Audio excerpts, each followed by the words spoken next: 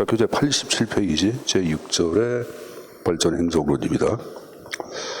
자, 일단 발전행정론은 출제 논점은 크진 않습니다. 뭐 최근 들어서 문제에선 거의 반영이 안 되고 있지만 그래도 기본적으로 가져갈 내용들 한 가지만 있습니다. 그걸 잠깐 좀 보고 내용을 좀 정리를 하도록 하겠습니다. 자, 일단 발전행정론은 우리가 지난번에 이런 얘기했죠. 발전 기능서를 학습을 했어요. 잠깐만요.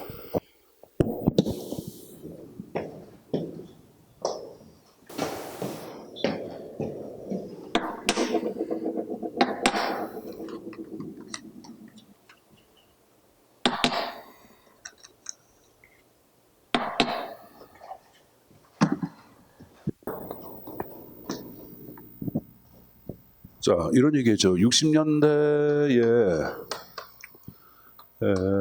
개발도상국 후진국가의 근대화 현상을 규명할 개념의 형태로 만들어진 것 발전기능서를 얘기했고, 그래서 여기서 파악한 행정이란 빠른 시일 내에 발전을 하는데 어떤 식으로 행정부가 강력한 힘을 갖고 정책을 결정하고 결정된 정책을 집행하며 기획을 담당하는 것이 행정에 대해 묘사하면서 지난번에 배웠던 내용이에요, 여러분들. 근데 이 개념 정의를 만들어낸 게 현재 학습할 발전 행정론을 얘기합니다. 자, 그래서 일단은 발전 행정론의 이제 개념을 잠깐 좀 보겠는데, 맨 위에 국가 발전 목표를 달성하기 위하여 밑줄 정책을 결정. 그다음에 이를 구체화란 말은 집행한다 그런 말이야. 구체화 집행하며.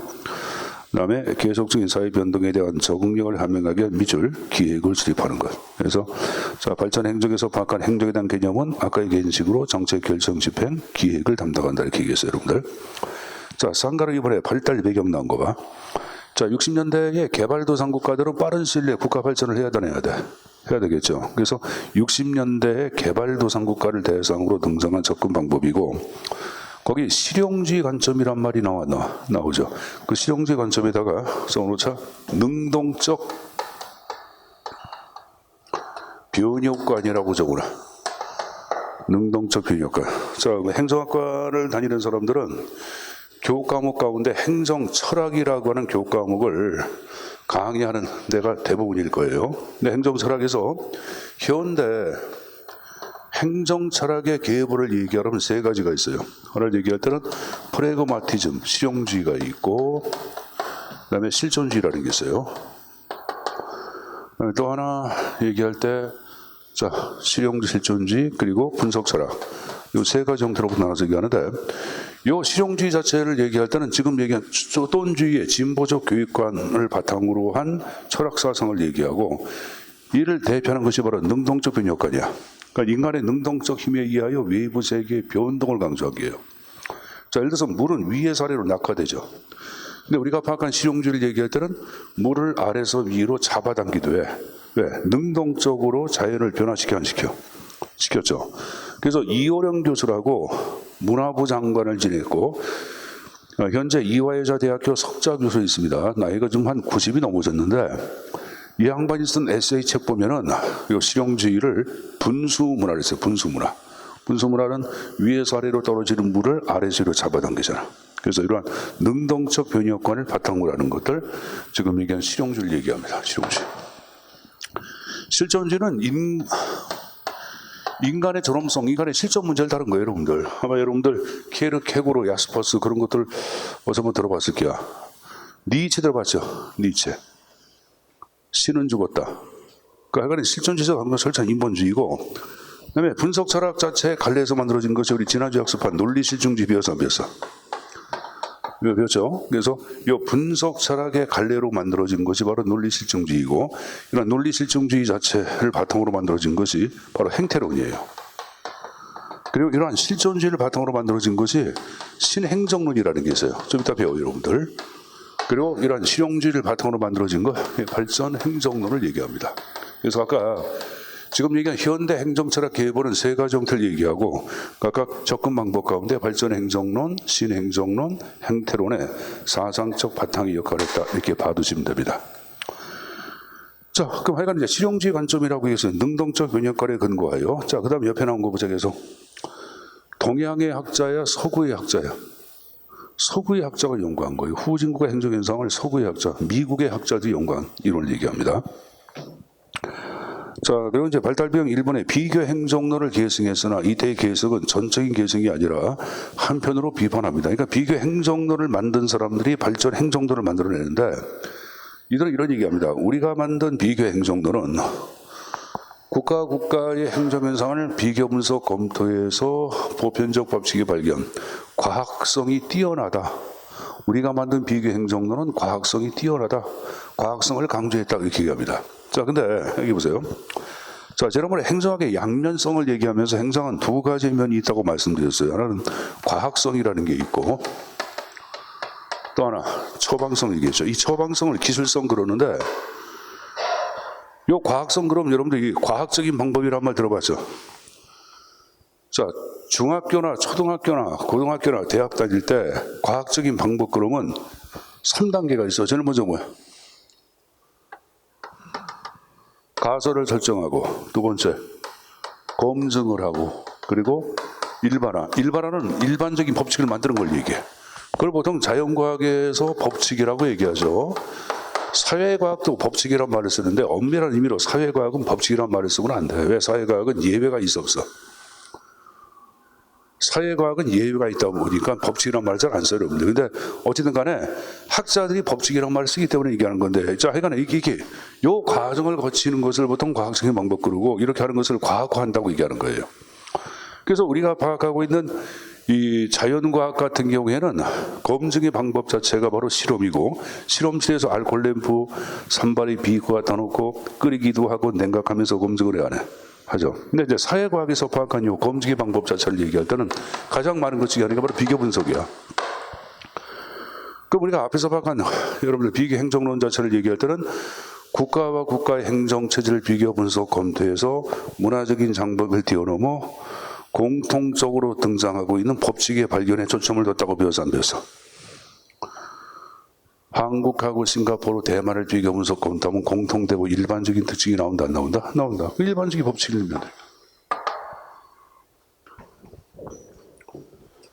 자, 지난주에 배운 거 잠깐 좀 보고 가자. 여러분들 83페이지를 잠깐 펴봐. 자, 농업사회, 산업사회 특징이 쭉 나와서 안 나왔어? 나왔죠. 미국, 영국, 프랑스, 이러한 나라들은 뭐 어디 들어가? 산업사회지. 그 산업사회를 비교하면서 검토하면 지금 얘기한 산업사회의 주요 특징들, 보편적인 법칙이 쭉 만들어져, 안 만들어져? 만들어지겠지. 그 다음 페이지 봐봐. 자, 거기 프리즘적 사회 나온 거 봐. 다음 페이지에. 한국, 대만, 싱가포르, 말레이시아 묶어서 뭐라 그래? 프리즘, 개독이죠. 비교 분석 검토하면 이게 공통되고 보편적인 법칙이 나와, 너. 거기 일본의 뭐 고대 이질성 기능증법 이게 다 지금 얘기한 프리즘적 사회 자체에 관한 일반적인 특징을 기술한 게 안 한 거죠. 이게 바로 지금 얘기해보자. 이게 비교 분석을 토대로 일반화시키는 거예요. 그러니까 사회과학에서 파악하고 있는 실험적인 방법 자체를 얘기할 때는 가장 많은 것 중에 하나가 비교 분석이야. 아니면 설문지를 나눠주고 비교 분석 검토하는 것도 들어가는 게야. 여러분들 이게 행정학을 공부하기 위해서는 사회과학이 선행돼야 되는데 여러분들이 그걸 못 배웠잖아. 그러니까 가르치는 사람은 답답하고 배우는 사람도 힘들어. 그러니까 대신 그렇게 해주면 좋은데 이걸 뭐 학원에서 여러분들 그렇게 얘기할 수는 없잖아요. 여러분들. 그러니까 짧은 시간 내에 빨리빨리 얘기하다 보니까 얘기가 이제 빨라지고 기본적으로 수박 겉핥기만 보고 보는 거예요. 여러분들. 그러니까 대신 그런 것이 과학화하는 거구나 하고 이해되면 되는 거예요. 여러분들. 자, 그럼 하여간에 비교 행정론을 얘기해보자. 비교 분석 검토해서 일반화시켰어요. 그러니까 과학화는 뛰어나. 뛰어납니다. 근데 얘기해보자. 처방성 자체를 얘기할 때는 문제를 해결하는 거야. 그러니까 프림적 사회 자체 우리가 앞에서 고대 이질성, 연고성주 여러 가지 성격이 나오고 문제점이 나올 거 아니야. 그럼 문제점에 대한 해결책을 제시해야 되는데 비교 행정론은 문제점에 대한 해결책을 제시한 게 전혀 없어요. 그럼 비교 행정론은 처방성이 있다 없다? 없다. 그래서 다시 85페이지. 자, 좀 전에 봤던 비교 행정론 계속 나온 거 봐. 50년대 등장한 비교 행정론을 계승했다. 왜? 비교 행정론을 등장시킨 사람들이 발전 행정론을 만들어. 그래서 계승했다 이렇게 얘기해. 그러나 뭐가 없다고 비판. 처방성이 없다고 비판하면서 만들어진 거 지금 얘기한 발전 행정론을 얘기합니다. 알았습니까? 이거 국수에서 가져가시고 다른 거 보지 마시고 이제 한 장을 넘겨서 발전 행정의 특징을 좀 보겠는데, 여러분들 여기 보세요. 사회과학이랑 모든 걸 공부할 때는 항상 그 주제가 무엇인가, 주제가 모든 걸 의미하는 게야. 여기 봐봐. 근데 여러분들이 공부할 때 그거마저도 지금까지 무시해서 공부하다 보니까 예외로 노력하는 것만큼 여러분들 외부적인 능력이 잘 안 나오는 경우가 있어요. 여기 봐봐. 발전행정론은 행정이 뭘 담당하는 게? 발전을 담당하는 거예요. 그러니까 발전을 담당하는 행정이에요. 모든 용어가 의미한 척하고 있는 거 아니야. 그러면 이 발전이 무엇인가에 대한 의미만 알면 다 끝난 거예요. 그래서 89페이지에 맨 위에 첨삭 지도에 발전의 의미가 쭉 나와서 발전의 의미가 쭉 나와 있습니다. 자, 영어로 발전에서 나온 게 디벨로프먼트란 말이 나왔어. 나왔죠. 영어의 발전 자체를 얘기할 때는 디벨로프먼트도 있고 체인지도 있고 그로스도 있고 여러 가지가 있어요. 거기 뭐 자연적인 변화다, 양적인 팽창 나왔는데, 여기서 아까 발전 자체를 얘기할 때는 체인지, 그로스가 아니라 개발을 의미하는 디벨로프먼트죠. 그럼 개발 발전을 얘기할 때는 자연적인 변화야, 인간의 의도가 반영된 변화야. 그렇죠. 의도가 반영된 변화죠. 그래서 계획적이고 의도적인 변화 이렇게 나왔고, 두 번째 여러분들, 또 단순한 여러분들 양적인 팽창만을 얘기하는 것이 아니라 질적인 변화. 이 질적인 변화는 말은 가치관, 태도 이런 것의 변화를 얘기하는 게야 질적인 변화까지 수분하고 있고, 세 번째, 하여간에 발전은 변동이나 변화를 중시하겠지. 그래서 발전을 변동을 유도하는 능력이다, 아니면은 변화에 대응하는 능력이라고 표현하기도 합니다. 그럼 변동에 대응하고 변동을 유도하기 위해서는 누가? 인간이 그 역할을 담당해야 돼. 그때 인간은 수동적인 자세가 아니라 능동적으로, 자발적으로, 적극적으로 변화를 야기해야 되는데, 이러한 능동적이고 자발적이고 적극적인 인간을 우리는 소위 X, Y 할 때 Y 이론적 인간이라 그래요. 우리가 X는 수동적인 인간을 얘기하고 Y는 괜찮은 사람을 얘기하는 게야. 뭐 능동적 인간. 그러한 인간을 소위 발전인이라고도 얘기합니다. 그럼 이러한 사람이 갖고 있는 가치관은 현실에 안주하는 가치관이 아니라 보다 미래지향적이고 세신적인 가치관을 강조하겠죠. 자, 물어보자. 발전은 현재보다 더 나은 바람직한 상태를 지향해야 하네. 이 바람직한 상태를 지향하는 것을 규범지향성, 규범성, 가치지향성, 가치성이라고 그러는 거예요. 그래서 규범성을 강조하고 있고, 자, 발전은 어떤 미래의 목표를 설정하고 목표 달성을 중시할까 안 할까? 중시하겠죠. 그래서 여러분들 목표 달성도 효과성을 강조하는 것 발전이라고 할 수가 있습니다. 또 발전되기 위해서는 현실의 장애물이나 문제점을 해결해야 합니다. 그래서 제가 문제점을 해결하는 것을 처방성이라고 계산했어요. 그렇죠? 그래서 처방성을 강조하고 있고, 8번에 지나 근대화 공업화 등등은 발전과 유사한 개념들을 얘기하는 거고, 그 다음에 9번에 학자에 따라 발전은 다양한 형태로 개념을 해. 개념 정의하는데 리그스는 분화의 형태로 개념을 제기했고, 헌팅턴 외우지 마세요. 제도화로. 파이는 분화, 능력발전, 균질화로 파악하고 있고, 쭉 올라가서 1번 나온 거 봐. 또는 1번에 끝에 에스마는 계획된 변화. 또는 3번 나온 거 봐. 끝에 아이젠 스타트는 변화된 능력. 외우지 마세요, 여러분들. 그러니까 발전은 여러 학자에 따라서 다양한 형태로 개념을 정의한다. 그리고 발전 행정론은 행정이 이것을 담당한다고 보시면 되겠죠. 그래서 88페이지에 자, 발전 행정의 특징 나온 거 보자. 1번에 행정의 과학성보다는 뭘 중시한다? 처방성을 강조한다. 아까 얘기했잖아요. 두 번째 효과성 강조한다고 얘기했어요. 그렇죠? 그 다음에 세 번째 미래지향적 세신적 공모래성을 강조한다. 옆에 발전인 아까 Y론적 인간이라고 얘기했어요. 그렇죠? 그걸 역설 강조하고 있고, 3호도 마찬가지고 5번 개발도상국가의 발전은 행정부가 강력한 힘을 갖고 국가 발전을 추구해야 하네. 추구했죠. 그래서 행정을 위로한 정치행정 신일원론. 우리가 앞에서 배워서 안 배웠어. 이건 배웠던 내용이야. 통치기능설, 발전기능설 그때 얘기했던 거야. 자, 6번에 60년대, 50년대에 형성된 비교 행정론을 계승했으나 전적인 추정이 아니라 한편으로 비판했다. 뭐가 없다고? 처방성이 없다고 비판하고 만들어진 이거 발전 행정론입니다. 거기까지 한번 보세요, 여러분들. 알았습니까? 자, 그러나 문제점이 나오고 있어요. 자, 1번 별표. 발전 개념의 다의성이란 말이 나오고 있는데, 아까 얘기한 발전은 여러 가지 형태로 개념을 정의하고 학자에 따라서 다양한 형태로 개념을 정의해요. 그래서 하나로 확정된 개념이 없어요. 다의성이란 말을 쓰고. 그다음에 2번의 별표. 행정이 주도가 된 국가 발전은 행정에 지나친 비디오 행성을 가져 안 가져? 가져오겠죠? 그럼 세 번째 별표, 아까 얘기한 게, 아까 발전 행정론은 개발도상국가의 행정 현상을 서구의 학자가 연구했다, 개도국 학자가 연구했다? 서구의 학자. 그러니까 서구적 편견이 등장할 위험성이 있다고 비판을 받는 거예요, 여러분들.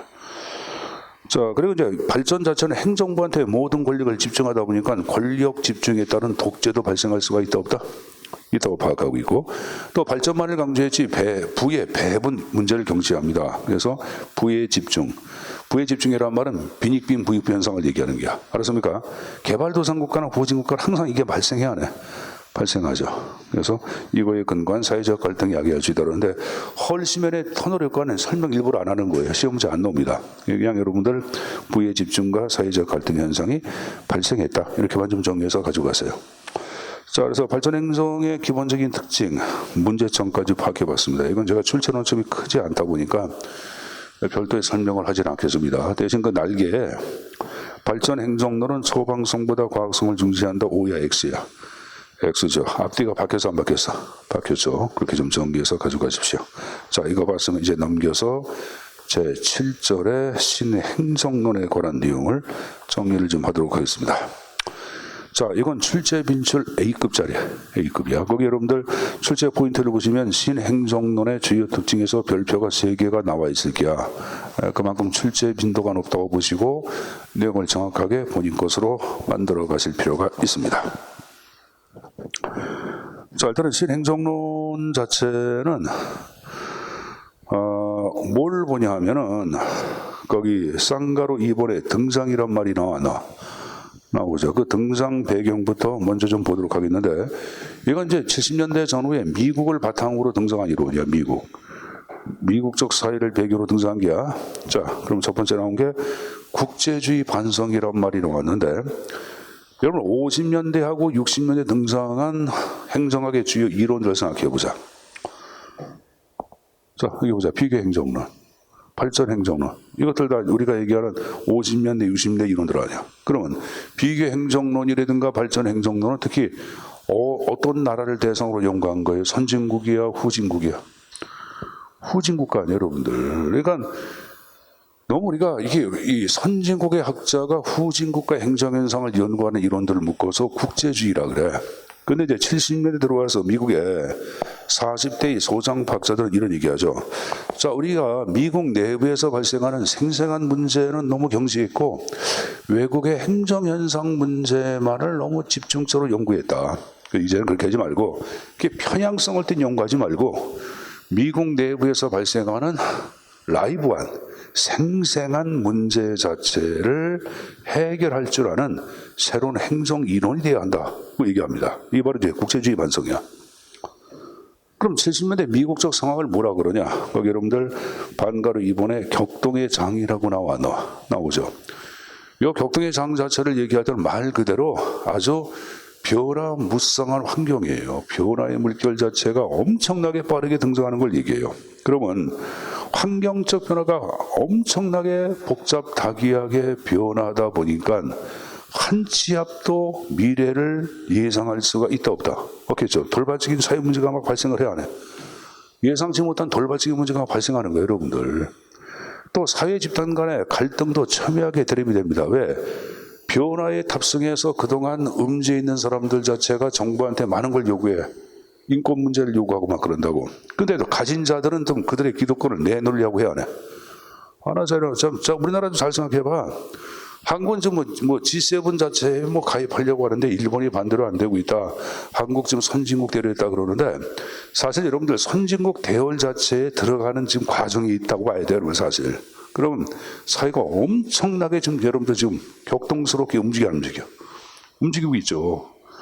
노동자 인권 문제 자체를 정부에 반영하기 위해서 민주노총을 중심으로 한 노동의 결집에 정부한테 막 요구를 해야 하네.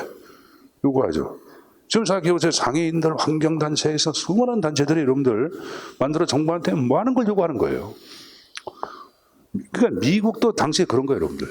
특히 큰 문제가 바로 두 가지가 있는데, 하나는 인권 문제, 흑인 인권 문제.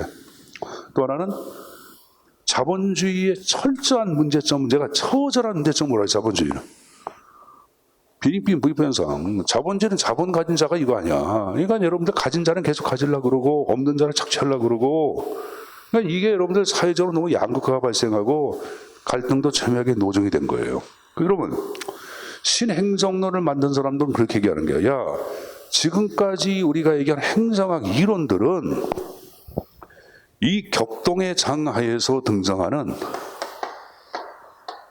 재반 문제를 해결할 능력이 없다라고 비판해. 왜? 50년대, 60년대 만들어진 비교 행정론하고 발전 행정론은 후진 국가를 대상으로 한 거다 보니까 미국이란 나라에 맞아 안 맞아? 안 맞잖아. 그리고 또 하나, 특히 40년대 중반에 등장한 행태론 있죠? 자, 행태론 물어보자. 행정학의 이론적 체계 구성을 강조한 게야, 현실 문제의 처방을 강조한 게야, 행태론. 자, 지난주에 얘기했잖아. 행태론은 행정학의 이론적 체계 구축이야. 어디까지 이론으로 만들까 그런 걸 얘기한 거지. 뭐 지금 얘기하는 현실 문제 처방을 강조한 게 아니야. 이걸 행정학 이론, 어떤 식으로 이론을 형성할까 생각만 얘기한 거야. 특히 여러분들 이 행태론 자체는 40년대 중반에 미국에 발생해가지고 60년대, 70년대까지 이게 미국 사회과학의 주류가 돼.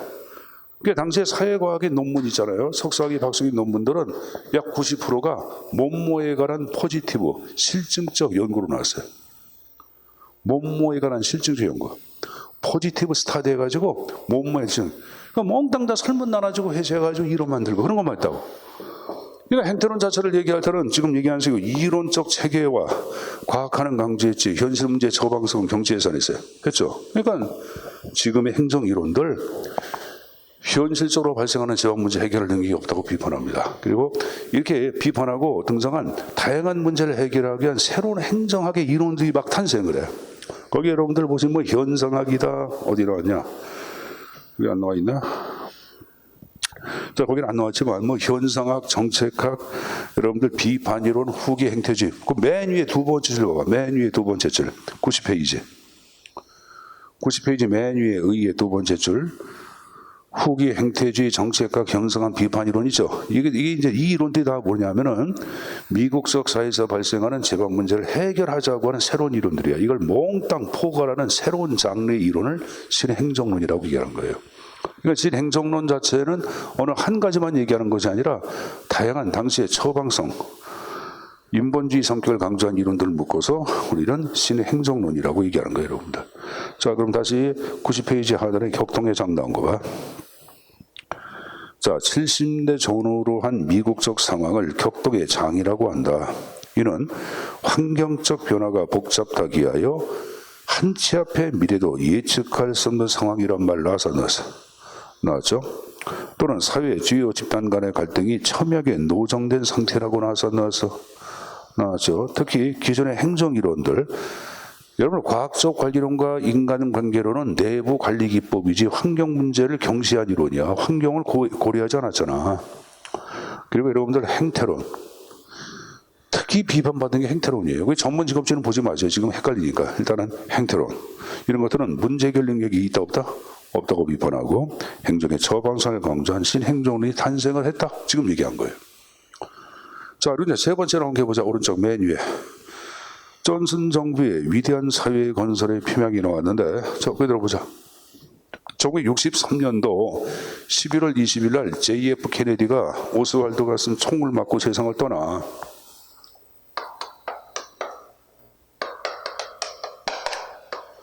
그래서 이 JFK 자체가 뭐 왜 죽었냐에 대해서는 아직까지도 그 이유가 명확하게 아니라 그 이유가 아직까지 몰라요, 여러분들.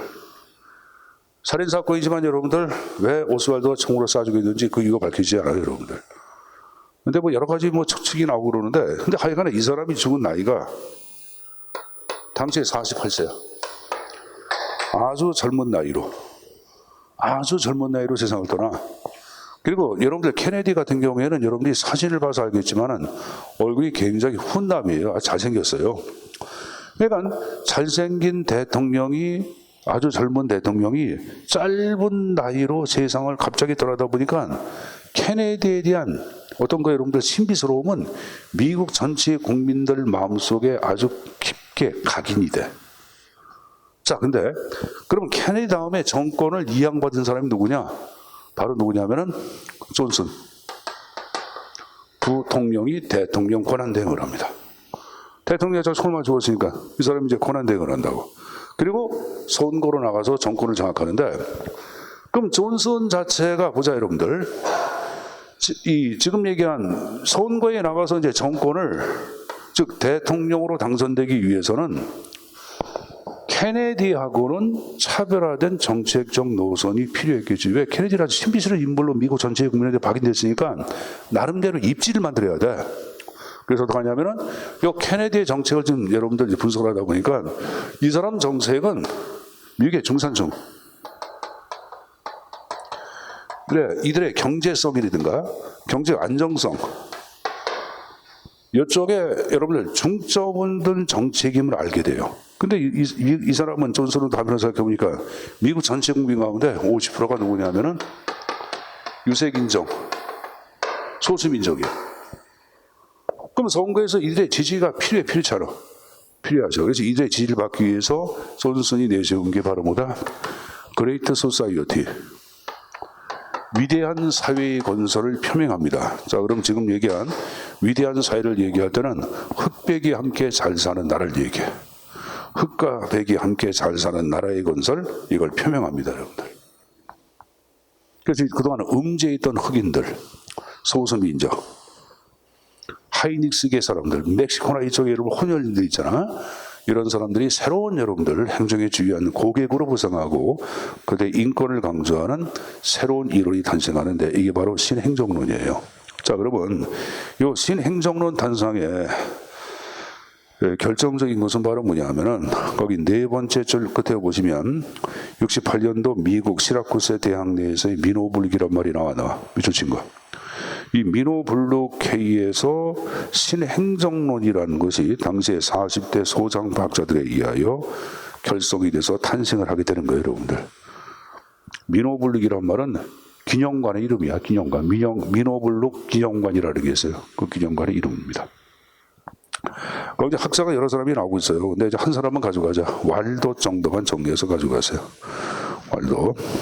자, 그럼 이제 주요 내용을 좀 보겠는데, 일단 외부 환경 자체를, 격동의 장이니까 급격한 변화 환경에서 발생하는 돌발적인 문제를 중시할 수밖에 없겠죠. 외부 환경을 중시했고, 그 다음 밑줄, 현실적 적실성에다가 밑줄을 쳐놔. 현실적 적실성에다가 밑줄.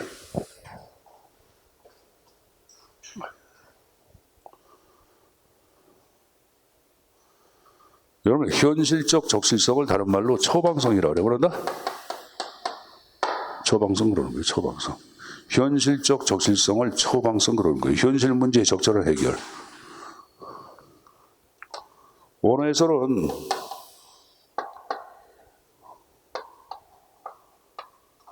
소셜 렐리번스라는 말을 써. 그럼 이것을 그대로 번역해보자. 사회적 뭐라 그래? 관련성. 그래서 사회적 관련성, 현실적 적실성, 처방성, 아니면 상황적 적응성. 교재 어디 나올 거야? 그러니까 상황적 적응성, 멍땅 다 같은 말들입니다. 어디 나올 거예요, 여러분들? 자, 두 번째. 자, 이제 행정은 내부에 있는 꼭대기에 충성하는 거 하지 말고 진정한 행정, 정부 활동은 고객, 바깥에 있는 고객, 시민을 위한 행정이 되어야 한다. 그래서 고객 중심 행정을 강조하죠. 이 고객 중심의 행정을 달리 얘기할 때는 뭐라 한다? 그렇죠. 외부 지향성이라는 게 바깥에 있다 얘기야. 외부 지향성. 외부 지향성.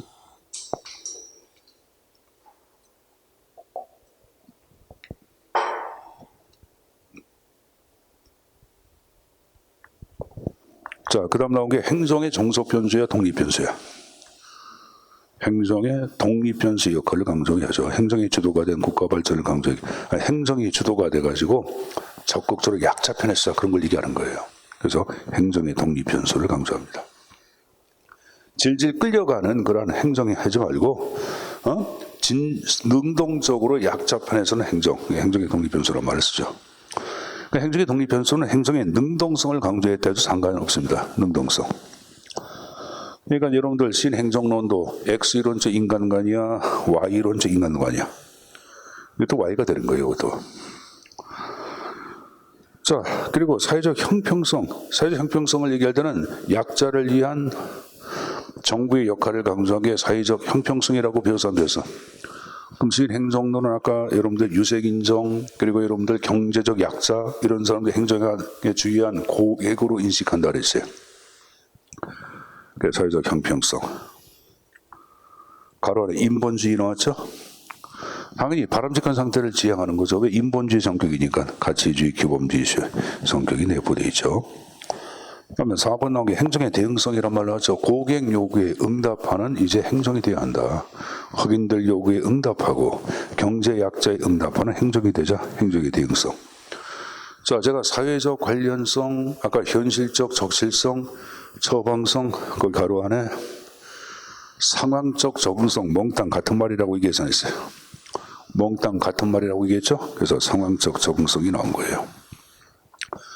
자, 5번에 가치 중립의 지향이야, 지양이야. 지양이야, 지양. 그친다 그런 말이에요. 자, 우리는 가치 중립 그러면 떠오르는 게 뭐가 떠올라? 행태로운. 여기 보세요.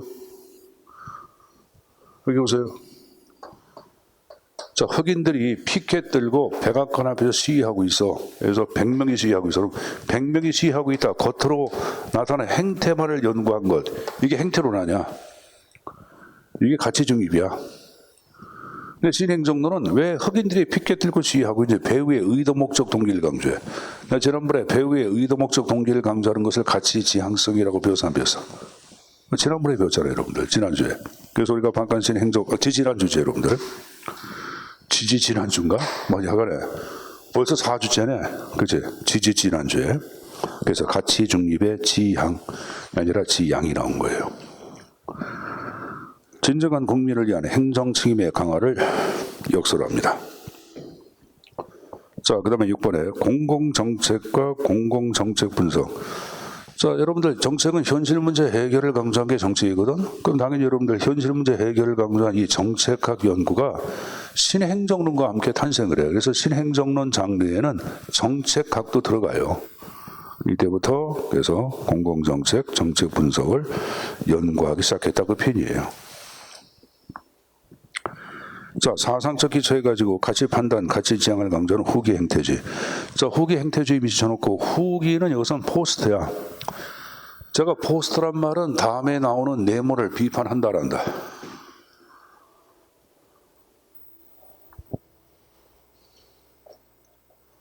자, 지난주에 배웠던 내용 아니에요, 여러분들. 지난주에 우리가 배울 때 포스트 다음에 네모가 나오면은 이 네모를 비판한다고 배워서 안 배웠어? 지난주에 얘기했는데. 자, 그래. 이걸 탈로도 번역을 하고 제가 후기라고도 번역한다고 분명히 얘기했어요, 여러분들. 지난주가 얘기했던 거예요. 그래서 행태론을 비판한 이론이에요. 행태론을 비판한 이론. 이 경우는 정치학에서 먼저 등장해요. 그러니까 정치에서 만들어진 후기 행태론의 내용은 지금 배우는 신행정론과 똑같아요. 다시 얘기할 때 후기 행태론의 내용이 정치학에서부터 학문적 공간으로 행정학으로 이동이 된 뿐이지 내용은 똑같아. 그래서 만약에 시험 문제 후기 행태론의 특징을 물어보면은 신행정론의 특징과 똑같습니다. 똑같아요. 후기 행태주의, 현상학 좀 이따 학습합니다. 상징, 역사, 비판이론 나왔는데 여러분들은 후기 행태주의하고 현상학, 비판이론 요 용어 세 가지 점만 가지고 가시고 요 세 가지 가운데 현상학 정도는 좀 또 알고 가야 돼요, 여러분들. 저는 좀 이따 말씀드릴 거예요. 이건 이제 사상적 바탕으로 하고 이런 것들을 다 묶어서 신행정론이라고 표현하기도 합니다. 자, 넘겨보자, 여러분들. 자, 8번에 행정학 정체성 위기 극복을 위한 노력이란 말이 나오고 있을 거예요. 자, 왈도를 중심으로 한 신행정론자들은, 자, 우리가 여기 보세요. 행정학 탄생이 언제 탄생했죠? 우리 지난 맨 처음 배웠죠. 미국 행정학의 출발점 몇 년도?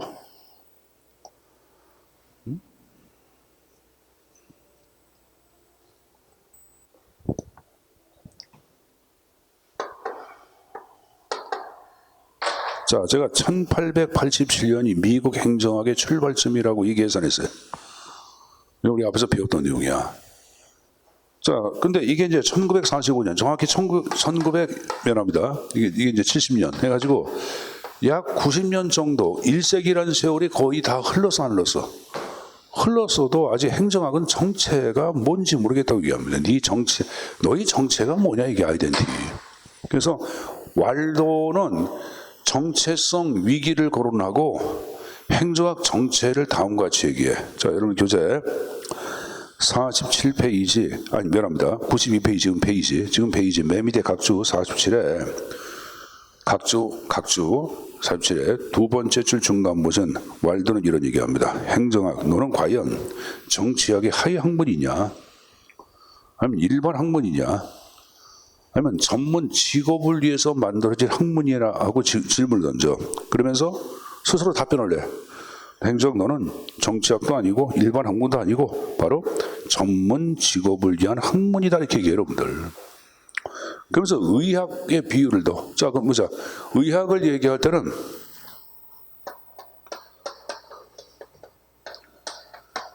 의사라고 하는 전문 직업을 위한 학문이라고 할 수 있어 없어?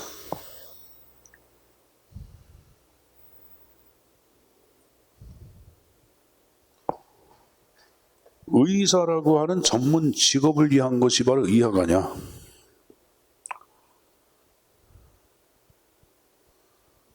그거 뻔한 거 아닙니까? 약학은 약사를 위한 전문 직업이고. 그럼 여기 보자. 그럼 이 의학에서는 뭘 가르치냐? 의사가 가져야 할 지식이나 기술, 그리고 사명감, 윤리를 여기서 교육을 시켜 안 시켜? 시키는 거예요. 그러면 자, 행정학도 마찬가지다. 행정학 정체는 바로 뭐냐? 공무원을 위한 전문 직업이라고 파악한 게야. 공무원을 위한 전문 교육에 해당되는 학문이라고 이게. 그러면 여기서 뭘 가르치냐? 공무원으로서 가져야 할 지식이나 기술, 윤리를 여기서 이 학문에서 교육을 시켜 안 시켜? 시킨다고 보는 거예요, 여러분들. 네 정체는 이라고 파악하는 게야. 공무원을 위한 전문 직업이다. 직업 학문이다 이렇게 얘기하는 거야. 그러면 공무원을 위한 전문 직업 학문이 되기 위해서는 지식이나 기술, 윤리가 확립이 돼야 돼, 안 돼야 돼? 돼야지. 그래야지. 그럼 이게 확립이 돼야지 행정학 정체가 정확히 확립되는 거지. 이런 지식이나 기술, 윤리를 묶어서 전문 직업주의라 그래요. 뭐라 그런다? 전문 직업주의. 자, 그럼 교재 보세요, 여러분들. 다시 올라가서 92페이지 맨 위에 행정학 정체성 위기 극복을 위한 노력해가지고 거기 세 번째 줄 중간에 이를 극복하기 위하여 왈도는 밑줄 전문 직업주의 확립을 역설했다 이렇게 나오죠. 그거 하나 밑줄. 그 전문 직업주의 지금 얘기해서는 문제예요. 자, 네, 9번에 관료제 정원을 낙관했다 이렇게 나왔죠. 여러분 관료제는 여기 보세요. 그냥 이렇게 생각하면 돼. 앞에서 배웠지. 이거 이 계층제의 구조야. 근데 지금 얘기한 여러분들 이 계층제 구조는 자 여기 보자. 꼭대기에 한 사람이 있어 없어?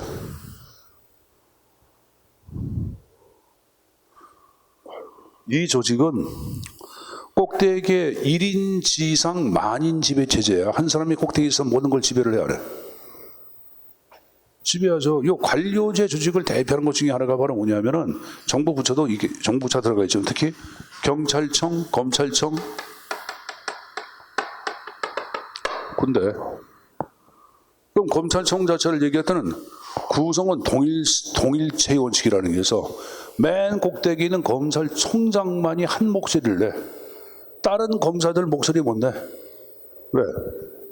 검찰총장 자체를 얘기하는 검찰청 내에 만인지상 1인 지배 체제를 갖고 있는 거예요. 완벽한 권력의 소유자예요.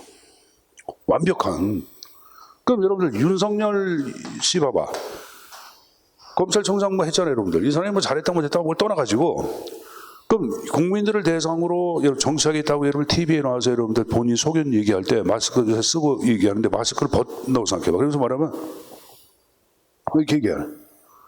고압적인 자세 얘기한다고. 왜? 이 사람은 30년 동안 검사 생활하면서 뭐 한 거예요, 여러분들? 취조하고 친분하면서 고압적인 자세에 몸이 밴 사람이야. 잘 생각해 보세요, 여러분들. 뭐 어쩌고 저쩌고 막 그러는데 나는 우리나라 국민들이 좀 끼었으면 좋겠어요, 여러분들. 그런 양반 자체를 양반이라고 하는 것들은 보지만은 과연 한 나라의 국민을 대표할 수 있는 사람이 될까는 의심스러워요, 여러분들. 사실 솔직히 소견이에요. 막 얘기하는 거. 야, 그건 아닌데. 아닌데.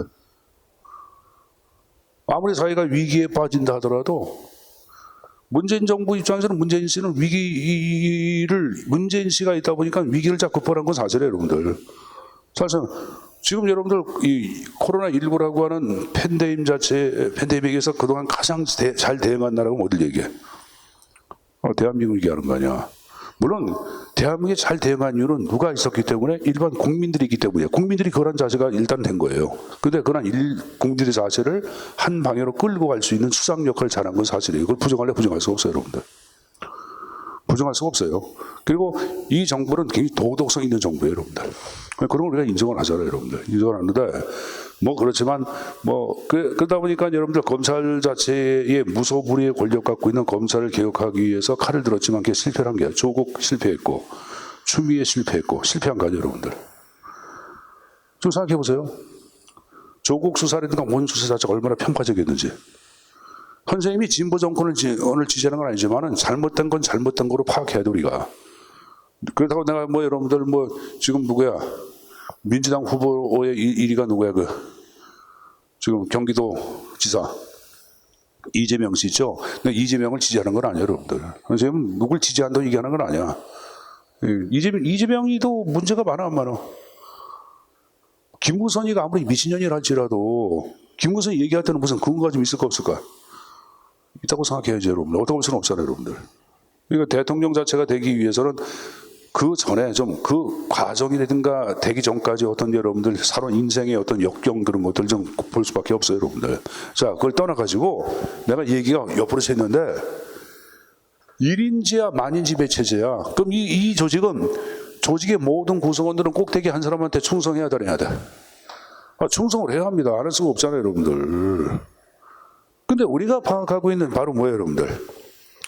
신행정론을 얘기할 때는 진정한 행정은 꼭대기든 이 사람한테 충성하지 말라고 말하는 거야. 그러니까 누가 바깥에 있는 누구 고객. 이때 고객은 뭐냐? 약자를 얘기하는 거야. 약자들, 사회적인 약자들, 흑인, 유색인종, 황인종, 경제적인 약자, 장애인들 이런 사람들 얘기하는 거예요. 그래서 이 조직은 이따 갖다 버리자고 이게. 이 조직은 안 된다. 새로운 조직의 형태를 만들고 파악해. 그 새로운 조직이 바로 뭐냐면은 거기 10번에 나오고 있는 동태적 개방적 조직이란 말이 나오자. 거기 동태적 개방적 조직에다가 화살표 놓고 이게 적어놔. 유기적 조직이라고 적어놔. 앞으로 배울게요. 적어놓게만 하세요, 여러분들. 자, 우리 11번에 행정철학이나 행정윤리도 우리가 학습하고 있는 신행정론의 한 장르에 들어가는 거예요. 그리고 여러분들 당연히 분과라 강조할까 안 할까? 여기 보세요. 관료제라는 조직은 꼭대기 한 사람한테 모든 권력이 집중됐죠. 이걸 갖다가 부숴버리지 않았으니까 당연히 분과라 강조한 게 안 한 게. 분과라는 말은 현장에서 실무를 담당하고 있는 사람들한테 권한을 줘야지 약자를 위해서 빨리빨리 대응을 해야 하네.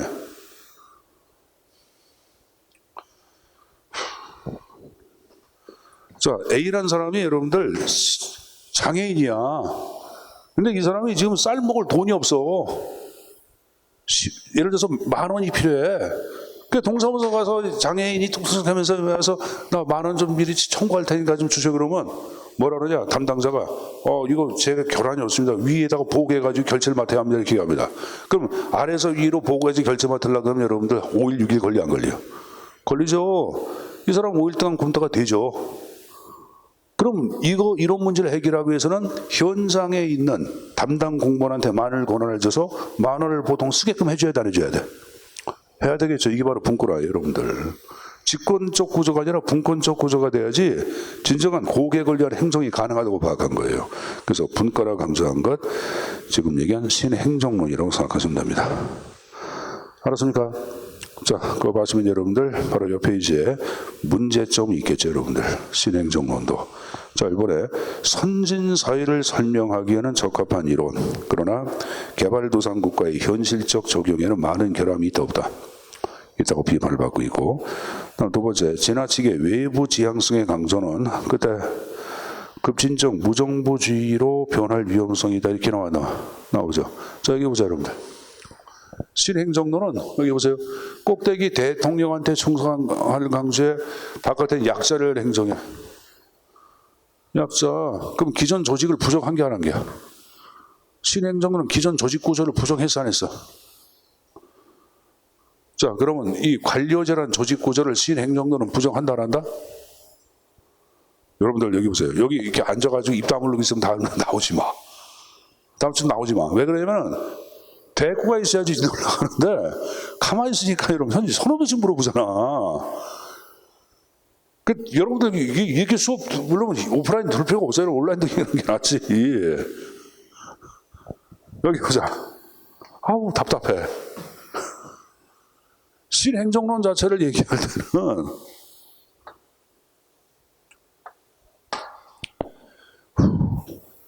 요 관료제라는 조직을 부정해 안 해? 자, 여러분들 여태 설명 괜히 했다. 92페이지 보자. 위에 9번에 관료제 정원 낙관이란 말 나와서 안 나왔어요? 좀 전에 얘기했잖아. 그럼 여기 보세요. 이 조직 구조를 부정하는 게 안 하는 게야. 신행정론은 이 관료제라는 조직은 계층제라고 얘기했잖아.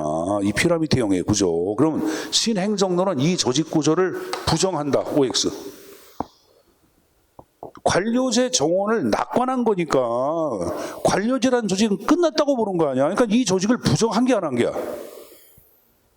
부정한 거지 사람아. 지금 여태 정원 낙관했다고 10번 얘기하나 보다.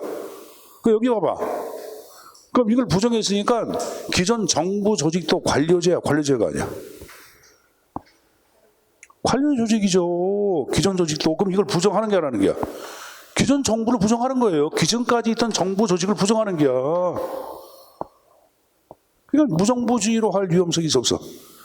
있는 거예요, 여러분들. 그래서 기존의 정부 조직 구조를 부정하다 보니까 무정부주의로 등장할 위험성이 있다 이렇게 기회도세요. 워낙은 이걸 하긴 비판이론 또 설명해야 되는데 이걸 비판이론 얘기하면 이런 머리에 쥐나요. 내가 그래서 피상적으로 지금 가져갈 걸 이해하라고 얘기하는 거예요. 자, 그래서 1번, 2번 얘기했고 3번에 형평성을 강조하나 형평성에 대한 명확한 기준 설정 못하고 있어요. 그러니까 여러분 이게 무슨 말이냐면 여기 보자. 약자를 위한 재화의 공정한 배분이 형평성 아니야. 근데 여기서 약자가 누구인지를 설명한 게 없고 재화의 공정한 배분을 위해서 어떤 기준이 있어야 돼 없어야 돼? 이걸 설명한 것이 없다고 비판을 받는 거예요, 여러분들. 그 표현이고 4번에 관료제도 안정성이 있어 없어? 긍정적인 면이 있어 없어? 여러분들, 이 관료제라는 조직도 이게 긍정적인 면이 있어요. 근데 이게 긍정적인 면이 있음에도 불구하고 지나치게 정원을 낙관하고 있다고 비판을 받는 것이 신행정론이에요. 그래서 비판까지 내용 좀 가져가십시오. 신행이 굉장히 중요해요, 여러분들. 알았습니까? 좀 쉬었다 갈 테니까 여러분 할 일이 뭐냐면은 90페이지 신행정론에 지금 배운 내용이 있죠? 다시 한번 좀 읽어보고 이해가 안 가는 사람들 교무실에 질문을 해. 알았습니까? 오프라인 강의 들을 때는 그런 것 때문에 듣는 거다. 그러니까 쉬는 시간에 질문 상관없으니까 쉬는 시간에 질문하라고 여러분들. 좀 쉬었다 하겠습니다.